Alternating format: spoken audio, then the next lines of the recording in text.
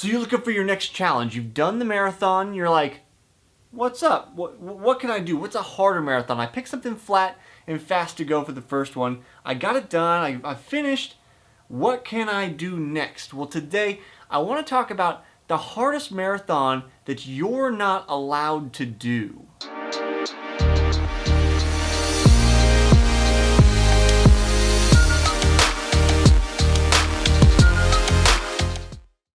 There's nothing ever so sweet as something you aren't allowed to do, right? But there's this marathon and it happens and it's a race and it goes on and people do it, but you're probably never going to do it.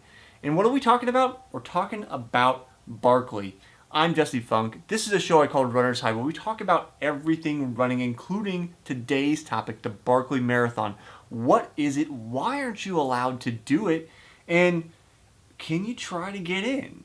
Instead of giving you my personal synopsis, I'm going to read you a little bit of the history of where Barkley came from and how the founder, Gary Cantrell, kind of came up with the idea. So I'm going to look at my computer. Sorry, I'm not looking at you, but let me read here.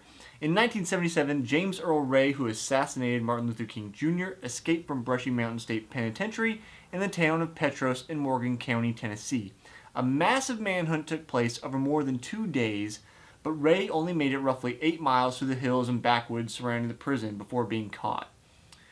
Uninspired by the low mileage of the criminal, Gary Cantrell believed he could make it 100 miles in the mountains around the penitentiary. Thus, the Barkley Marathons was born. The name is said to come from Cantrell's neighbor, Barry Barkley. The reason for this is unclear. The first official running of the Barkley was in 1986. So I wasn't even born yet. Still 3 years until I was born. And this ultra marathon, not just a regular marathon, came a thing. But the thing is that Gary doesn't just allow anybody to do the race, and he caps the race basically at 40 participants every year, which is why you are likely to never be able to do this race. But it is absolutely gnarly, and I've got the opportunity to talk to somebody who not only did Barkley, but actually finished it.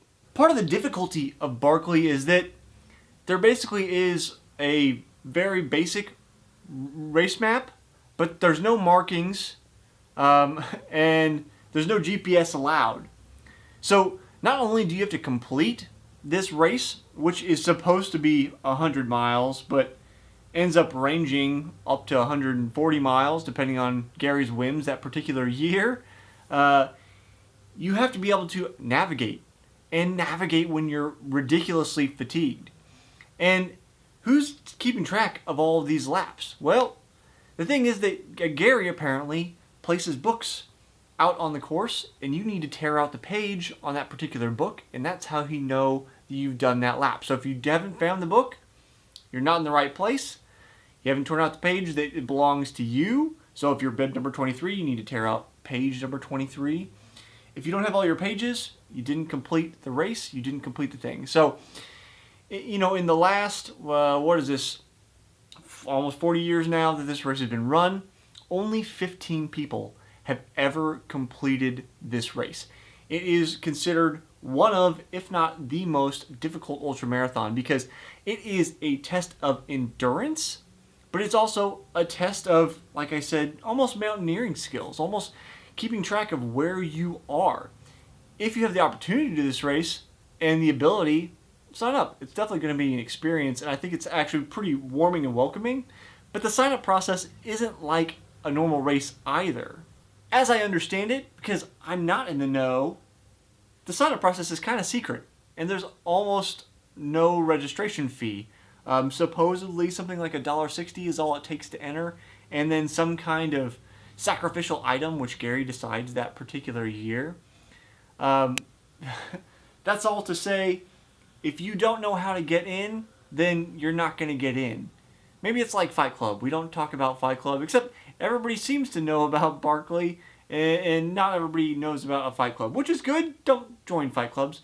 But you got to kind of get yourself ingratiated into the community and with people that actually have finished the race, including one of the people that have finished the race, at least most recently, John Kelly, who I had on the Smart Athlete podcast, another show I do on this channel every single Friday.